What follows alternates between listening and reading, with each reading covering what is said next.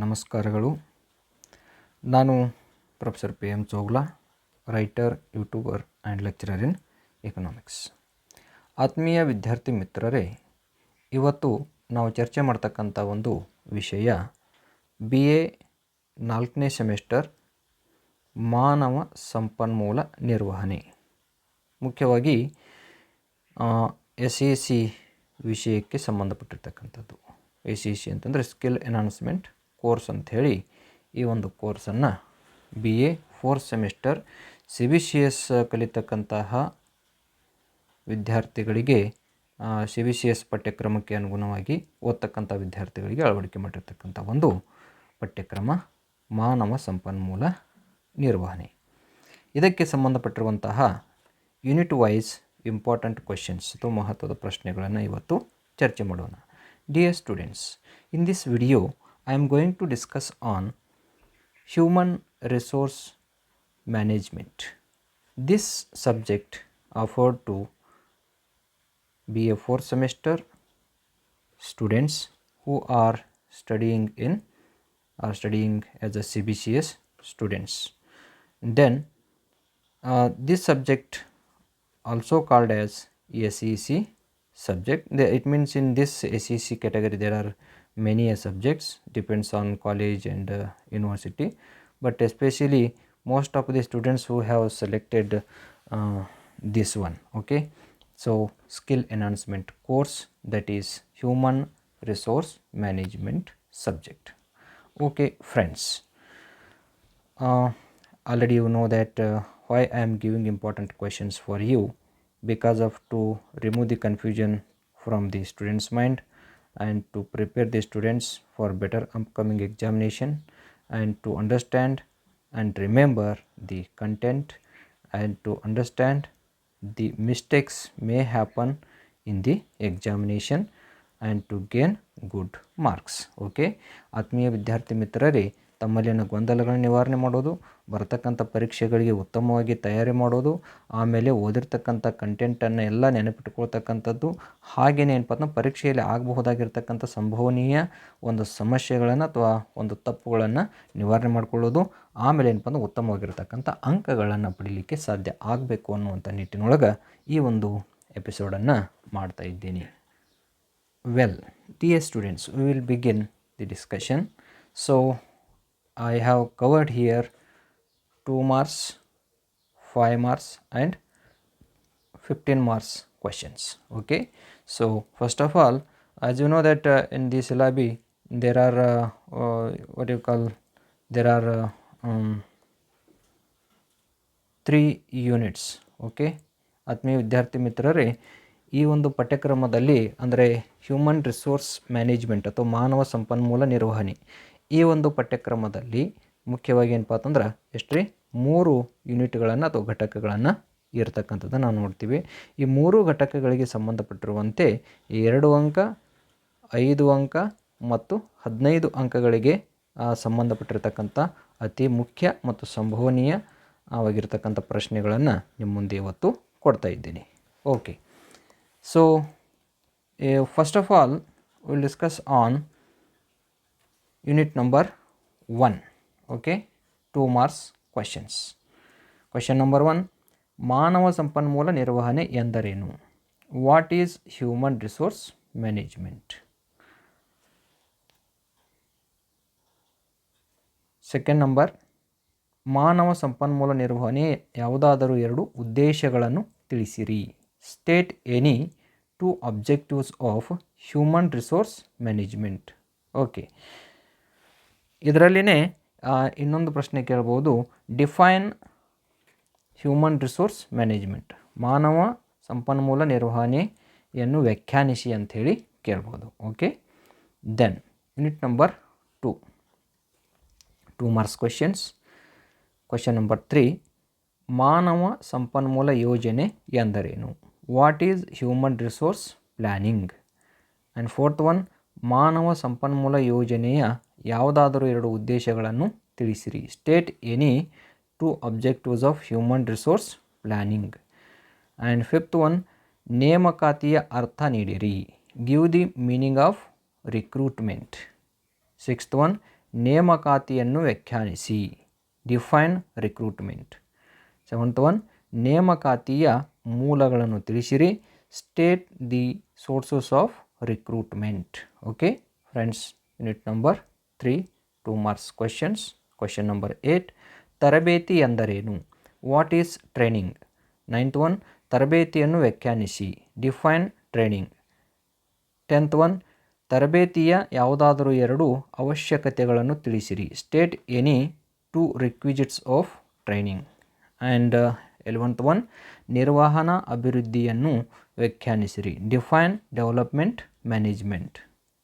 So friends, these are the questions. It means 11 questions pertaining to unit number 1, unit number 2, unit number 3, especially 2 marks questions. Okay, let we will move to the next aspect. Okay friends, unit number 1 and 5 marks questions. Okay friends, here question number 1, ಮಾನವ ಸಂಪನ್ಮೂಲ ನಿರ್ವಹಣೆಯ ಉದ್ದೇಶ ಕುರಿತು ಒಂದು ಟಿಪ್ಪಣಿ ಬರೆಯಿರಿ ಅಂಥೇಳಿ. Write a note on objectives of human resource management. Okay, question number 2, ಮಾನವ ಸಂಪನ್ಮೂಲ ನಿರ್ವಹಣೆಯ ವ್ಯಾಪ್ತಿಯನ್ನು ಚರ್ಚಿಸಿರಿ. Discuss on scope of human resource management. Okay, then unit number 2 marks 5. Question number 3, ಮಾನವ ಸಂಪನ್ಮೂಲ ಯೋಜನೆಯ ಉದ್ದೇಶಗಳನ್ನು ತಿಳಿಸಿರಿ. ಅಂದರೆ state the objectives of human resource planning. Okay, and unit number question number 4, ನೇಮಕಾತಿಯ ಲಕ್ಷಣಗಳನ್ನು ತಿಳಿಸಿರಿ. State the features of recruitment.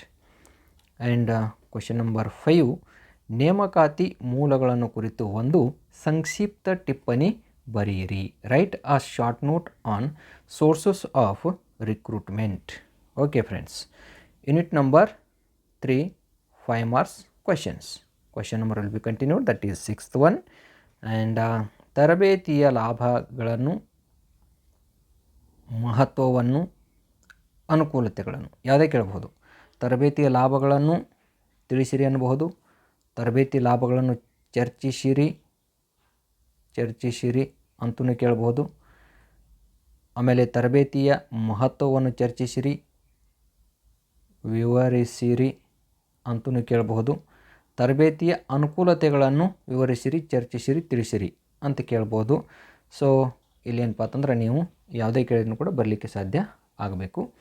ಆಮೇಲೆ then state the benefits of or importance of training. Okay, then question number 7,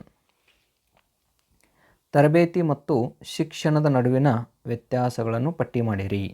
distinguish between training and education. Okay friends, these are the 7 questions, 7 most important questions pertaining to unit number 1, unit number 2, unit number 3.